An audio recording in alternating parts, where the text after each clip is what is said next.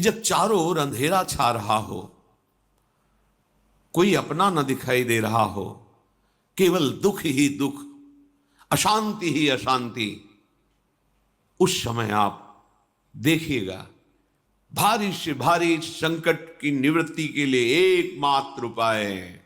यदि आप भजन नहीं करते तो आप दिमाग में लिख लीजिए, चाहे अपनी नित्य डायरी में लिख लीजिए।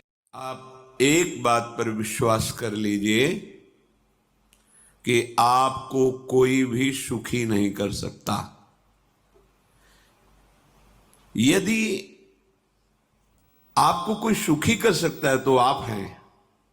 बिल्कुल घनीभूत अर्थात ठोस बात है, इसे समझ लेना।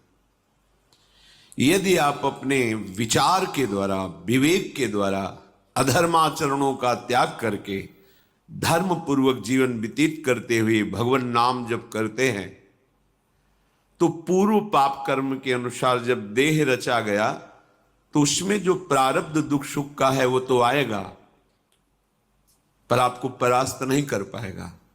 और आगे आपके लिए महासुख है जो दुख और सुख दोनों से परे है।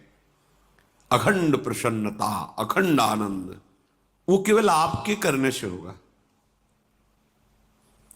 उपदेश मिल सकते हैं, मार्ग बताया जा सकता है, आपको सहयोग मिल सकता है, पर चलना आपको होगा।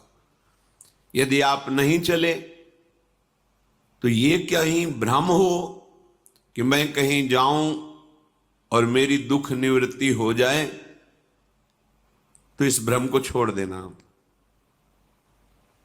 क्योंकि हम आप तो बहुत छोटे जीव हैं, अर्थात बहुत लघु तपस्या, लघु पुण्य वाले हैं।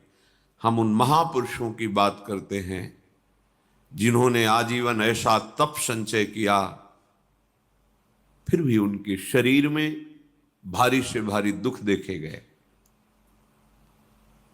ये दुख और सुख एक भ्रमात्मक इंद्रजाल है माया का, ना दुख है न सुख है। जैसे जो सपने सिर काटे कोई, बिन जागे दुख दूर न होई। ऐसे स्वप्न में तुम चक्रवर्ती सम्राट बन जाओ तो जगने पर तुम थोड़ी रहोगे, तुम जो हो वही होगे।